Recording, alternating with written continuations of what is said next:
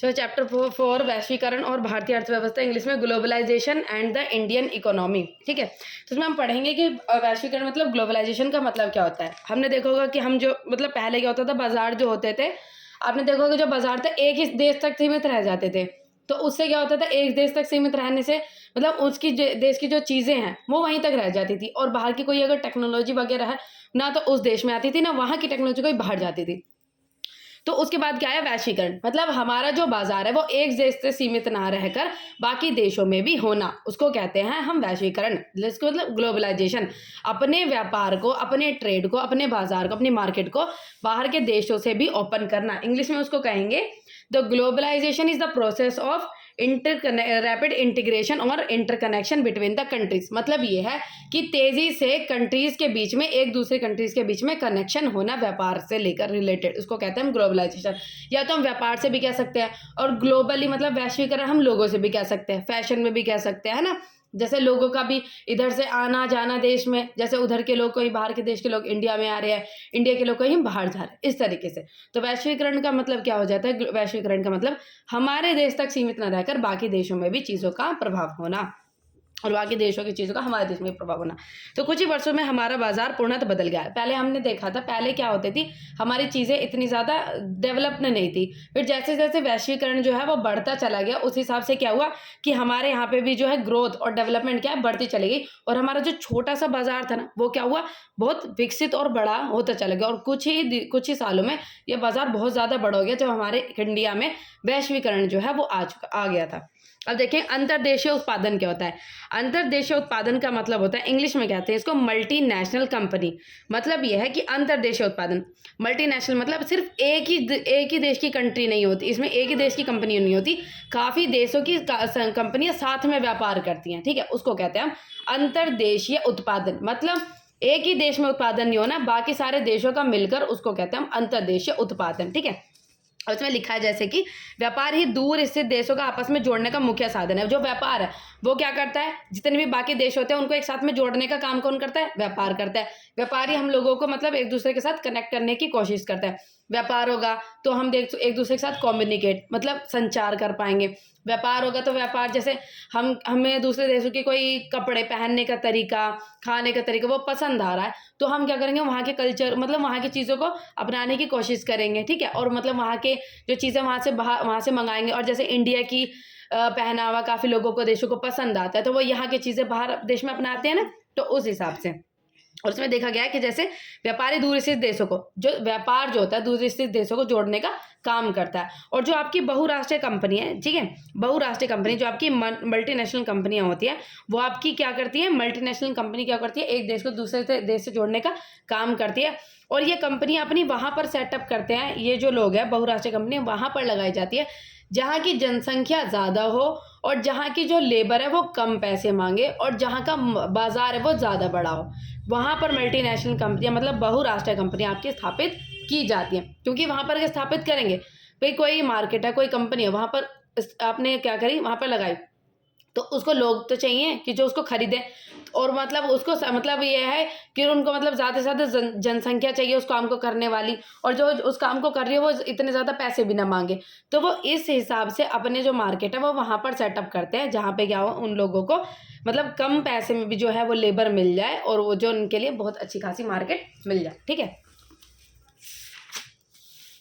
अभी देखो इसमें, और जो आपका जो क्या कहते हैं ग्लोबलाइजेशन, जिसको कहते हैं वैश्वीकरण, उसमें सिर्फ वस्तुओं का आदान प्रदान नहीं होता, उसमें सेवाओं का भी आदान प्रदान होता है। सेवा मतलब जैसे हमें कोई किसी प्रकार की कोई सेवा चाहिए, तो बाहर की कंट्री, बाहर का देश हमें उस प्रकार की सेवा जो है वो प्रदान कर रहा है, या फिर बाहर के देशों को हमसे किसी भी प्रकार की सेवा चाहिए तो वो सेवा हम उनको प्रदान कर रहे हैं। ठीक है, उसको कहते हैं, आपने सेवा सेक्टर वो पीछे पढ़ा था, वो पढ़ा था ना, तृतीय सेक्टर में पढ़ता है सेवाएं, तो वो आ जाती है आपकी। तो सेवा का भी आदान प्रदान होता है आपके वैश्वीकरण में। विश्व भर के उत्पादन को एक दूसरे से जोड़ना, तो अभी हमने बताया था कि वैश्वीकरण का मतलब क्या होता है, विश्व भर के उत्पादन को एक दूसरे से जोड़ना। अब ये देखो इसमें क्या हुआ, अब इसमें जैसे गांव के जो लोग होते हैं ना, वो भी गांव के जो लोग होते हैं वो भी किसी तरीके का जैसे काम, जैसे गांव के लोग हैं वो खाली बैठे हैं, तो उनको ना जैसे आपकी कुछ कंपनी होती है, बड़ी बड़ी कंपनियां, जैसे छोटे मोटे गांव के जैसे लोग होते हैं वो खाली बैठे होते हैं, तो उनको ना आपने देखा होगा कि सूटों पे बहुत से लोग सितारे लगाते हैं, जूतों में बहुत से लोग मतलब ये है कि या तो डोरी वगैरह डालते हैं या फिर उनके नीचे का जो तना होता है वो डालते हैं। तो वो क्या होता है, उनको वो काम देकर जैसे जाते हैं, ठीक है। तो वो क्या हो जाते हैं, जैसे उनको काम देकर जाते हैं, फिर इनसे ना इनको भी काम मिल जाता है, फिर इनसे इनको ना इनके काम के बदले में वो पैसे देकर चल जाते हैं। इनका जो टाइम जो बेकार जा रहा था, इनके टाइम का भी इस्तेमाल हो जाता है, इनको भी पैसे मिल जाते हैं, और फिर जो इकट्ठा करके उन सामान को बाजार में बेच देते हैं, ठीक है। और यही चीज़ अगर इनसे जैसे इनके पास अच्छी खासी मतलब ब्रांडेड चीज़ें भी होती हैं, काफ़ी सारी चीज़ें इनके पास होती हैं जिनको वो मतलब अरेंज करके सही, और यही चीज़ें फिर आपकी जो बहुराष्ट्रीय कंपनी होती है वो बाजार में बेच देते हैं। तो इससे क्या हुआ, हमको क्या फ़ायदा हुआ, ये जो लेबर ये जो लोग थे इनको भी काम मिल गया, इनका भी टाइम यूटिलाइजेशन हुआ, और जो मल्टीनेशनल कंपनियां थी हम यहाँ पर भी उत्पादन जो है वो उन चीज़ों का हो रहा है। तो क्या होता है, देश और एक दूसरे से जोड़ने का काम जो है वो करती है। ये हो जाता है आपका। फिर इसमें देखेंगे हम यहाँ पे विदेश व्यापार और बाजारों का एकीकरण। तो एकीकरण इसमें होता है, एकीकरण का मतलब होता है इंटीग्रेशन। इसमें क्या होता है, विदेश व्यापार और बाजारों का एकीकरण। ये जितने भी देश के बाजार होते हैं और उनके व्यापार होते हैं उनको एक करने का काम जो है वो वैश्वीकरण करता है। एक करने का मतलब एक ही बाजार उसको माना जाता है, उसका काम कौन सा करता है, वैश्वीकरण आपको करता है, ठीक है। अब जैसे इसमें लिखा हुआ था लाभ के कारण व्यापारिक कंपनियां जैसे ईस्ट इंडिया कंपनी भारत की ओर आकर्षित हुए थे।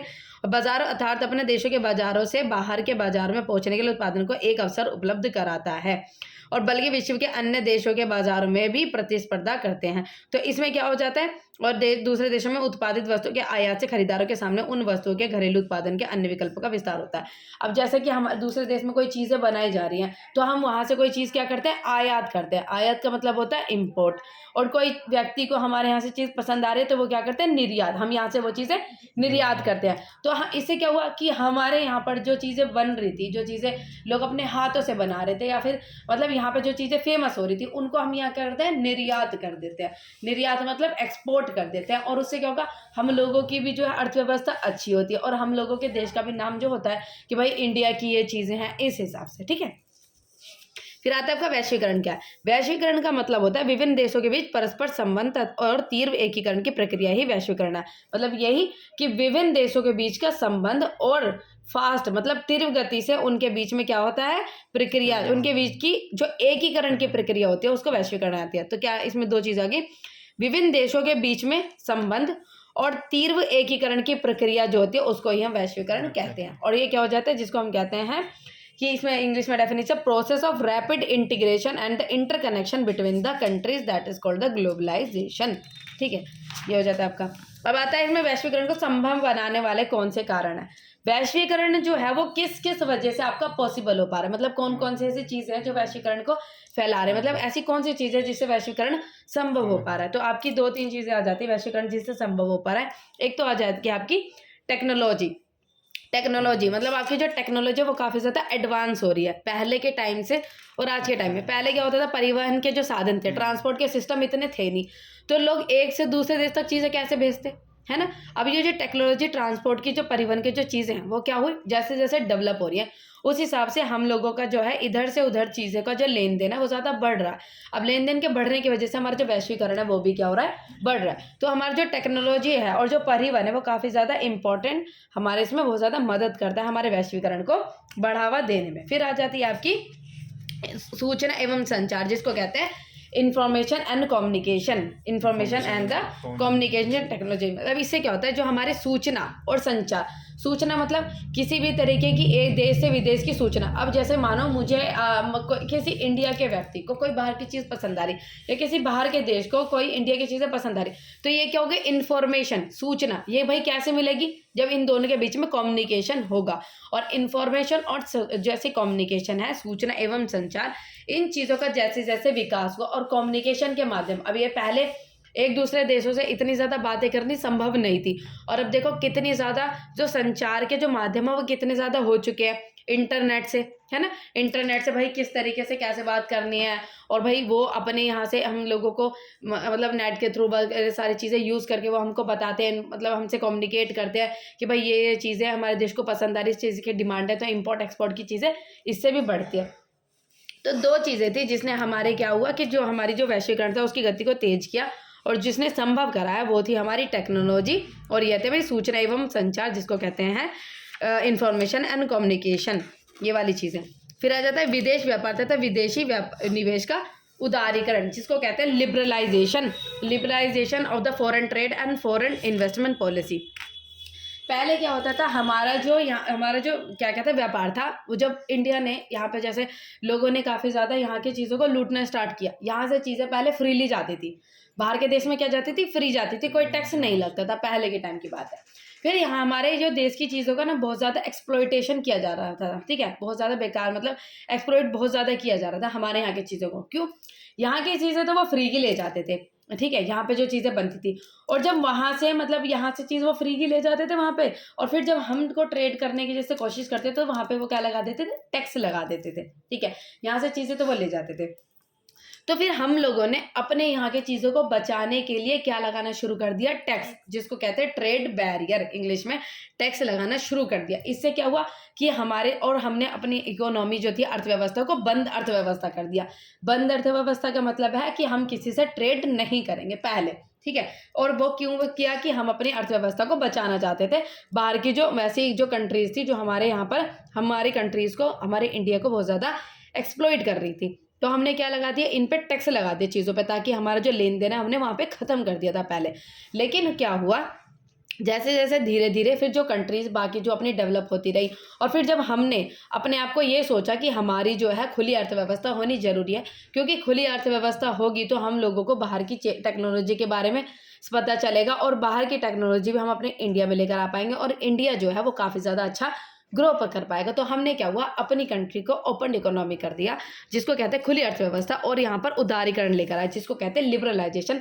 मतलब जितने टैक्सेस वगैरह हमने लगाए हुए थे, वो जितने भी ट्रेड बैरियर्स लगाए थे उनको हटा दिया, ठीक है। उनको हटाने से क्या हुआ, हमारा जो व्यापार था वो और भी ज़्यादा बढ़ गया, ठीक है। उससे ही क्या हुआ, लिबरलाइजेशन होने की वजह से हमारे में क्या आ गई, वैश्वीकरण जो है वो चीज़ें आ गई। तो पहले हम क्या करते थे, ट्रेड बैरियर्स लगाए थे, मतलब टैक्सेस वगैरह लगाए थे और काफ़ी ज़्यादा रेस्ट्रिक्शन लगाए थे, जिससे कि ट्रेड नहीं होता था। लेकिन उदारीकरण हमने लाने के बाद ये सारी चीज़ें क्या कर दी, हटा दी, और इसके हटने के बाद हमारा जो व्यापार था वो बहुत ज़्यादा आसान हो गया, और फिर हम दोनों जो कंट्रीज़ के बीच का, जो देशों के बीच का जो व्यापार था वो काफ़ी ज़्यादा बढ़ गया, और तीव्र गति से वो हो गया।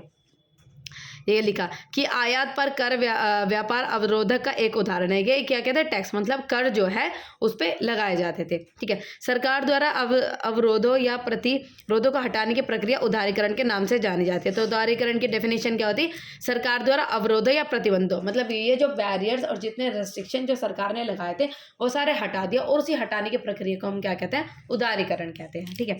फिर आ जाता है आपका विश्व व्यापार संगठन, जिसको इंग्लिश में कहते हैं वर्ल्ड ट्रेड ऑर्गेनाइजेशन। ये एक इस तरीके का संगठन है, जितने भी लोग इसके मेंबर्स होते हैं ये क्या करते हैं, विश्व व्यापार, विश्व मतलब देश के सभी देशों के साथ देशों में के बीच में जितना व्यापार हो रहा है उन सारी चीज़ों को ये देखता है, उसी का संगठन होता है विश्व व्यापार संगठन, जिसको कहते हैं वर्ल्ड ट्रेड ऑर्गेनाइजेशन। ये सारी चीज़ों के ऊपर नज़र रखता है कि अगर जो देश हैं, जो देश के इसके अंदर जितने देश आते हैं, जैसे देश अगर आपस में एक साथ व्यापार कर रहे हैं तो उनके बीच में किसी प्रकार की कोई लड़ाई ना हो, है ना, आपसी मतभेद ना हो, उन सबको सुलझाने का काम कौन करता है, विश्व व्यापार संगठन। और जब हमारी कंट्री थी, ठीक है, जब हम लोगों के पास यहाँ पे पैसा नहीं था तो हम लोगों को क्या चाहिए था कि हम अपनी कंट्री को ग्रो करें, तो हम लोगों को जो विश्व बैंक था वो था जो वर्ल्ड बैंक था, उसने हम लोगों को क्या दिया, लोन, उसने हम लोगों को लोन दिया। तो उसने हम लोगों को लोन दिया, लेकिन उसने क्या शर्त रखी, एक शर्त रखी, तुम लोगों को लोन जब देंगे जब तुम अपनी जो व्यापार है, जो अपनी इंडिया है उसमें वैश्वीकरण लेकर आओगे, तब हम तुमको लोन देंगे। फिर हमको क्या हुआ, वैश्वीकरण लेकर आना पड़ा। क्यों? क्योंकि उन्होंने लोन दिया तो वापस में वो रिटर्न भी तो चाहते थे। उन्होंने कहा कि जब तुम अपनी अर्थव्यवस्था को बंद अर्थव्यवस्था रखोगे तो तुम लोग मेरे लोन को कैसे चुका पाओगे, जब तुम ग्रो ही नहीं करोगे। तो उन्होंने पहले लोन देने से पहले ये शर्त रखी कि पहले तुम अपनी कंट्री में, इंडिया में वैश्वीकरण लेकर आओ। वैश्वीकरण जब तुम लेकर आ जाओगे तब हम तुम लोगों को लोन देंगे। जब हमने अपने इंडिया में वैश्वीकरण लेकर आए, जब अपनी अर्थव्यवस्था को खुली अर्थव्यवस्था करा, तब वर्ल्ड बैंक ने हमको लोन दिया, ठीक है। उसकी वजह से हम क्या कर पाए, और भी ज़्यादा ग्रो कर पाए। और फिर जब हम इतने ज़्यादा, आज देखो हम कितने ज़्यादा समर्थ हैं, ठीक है। तो इसी को कहते हैं वर्ल्ड ट्रेड ऑर्गेनाइजेशन। ये एक संगठन है जो कि विश्व के जितने भी देश आते हैं उनके व्यापार के ऊपर नजर रखता है और जितने भी लड़ाई वगैरह होते हैं मतभेद उनसे उनको प्रोटेक्ट करके रखता है ताकि किसी भी व्यक्ति मतलब किसी भी देश को इस चीज का सामना न करना पड़े। और इस समय में विश्व के 160 देश विश्व व्यापार संगठन के सदस्य। तो कितने कितने हैं? 160। दूसरे विश्व व्यापार संगठन के नियमों ने विकासशील देशों के व्यापार अवरोधों को हटाने के लिए विवश किया है। मतलब ये है कि जितने देशों ने काफ़ी अभी भी अवरोध मतलब और कुछ ऐसे देश हैं जिन्होंने अभी भी रेस्ट्रिक्शन या फिर अवरोध लगाए हुए हैं उनको हटाने के लिए विश्व व्यापार संगठन है अभी भी जो है वो कोशिश कर रहा है ताकि अर्थव्यवस्था हमारी और भी ज़्यादा खुली हो जाए और देश जो इनका फ़ायदा नहीं उठा पा रहे हैं वो भी इस चीज़ का फ़ायदा उठाए। अब भारत में वैश्वीकरण का क्या प्रभाव हुआ? अब भारत जो है वैश्वीकरण का क्या प्रभाव हुआ, अच्छा हुआ या बुरा हुआ? हमारे लिए जो भारत में वैश्वीकरण का प्रभाव अच्छा हुआ। नेगेटिव कुछ पॉइंट्स कह सकते हैं लेकिन कुछ जो छोटे सेक्टर्स थे उनको नेगेटिवली जो इफेक्ट किया है, लेकिन इसका ज़्यादा फायदा हुआ है क्योंकि अगर हम वैश्वीकरण नहीं करते तो हम क्या है ज़्यादातर ग्रो नहीं कर पाते और उससे क्या हुआ वैश्वीकरण आने के बाद हमारी जो हमारी अर्थव्यवस्था थी उसने काफ़ी ज़्यादा ग्रो किया और भारत में बहुत ज़्यादा वृद्धि हुई है। और इससे क्या हुआ बहुराष्ट्रीय कंपनी ने भारत में अपने निवेश जो आपकी और जो मतलब जो बहुराष्ट्रीय कंपनी थी जो मल्टीनेशनल कंपनी थी उन्होंने हमारी कंट्रीज में इन्वेस्ट करना मतलब निवेश करना शुरू किया। जो कंट्री भाई जो कंपनियां है ना ये इन्वेस्ट वही करती हैं जो इनको लगता है कि मेरा फ़ायदा हो सकता है। तो हमारी कंट्री में इन्होंने इन्वेस्ट किया मतलब इनको लग रहा है कि हमारी कंट्री में हम इनका फ़ायदा हो सका। क्यों? क्योंकि यहाँ पे जनसंख्या भी ज़्यादा है और जो लेबर्स है वो इतने ज़्यादा पैसे भी चार्ज नहीं करते और हमारे यहाँ की मार्केट बहुत ज़्यादा बड़ी है।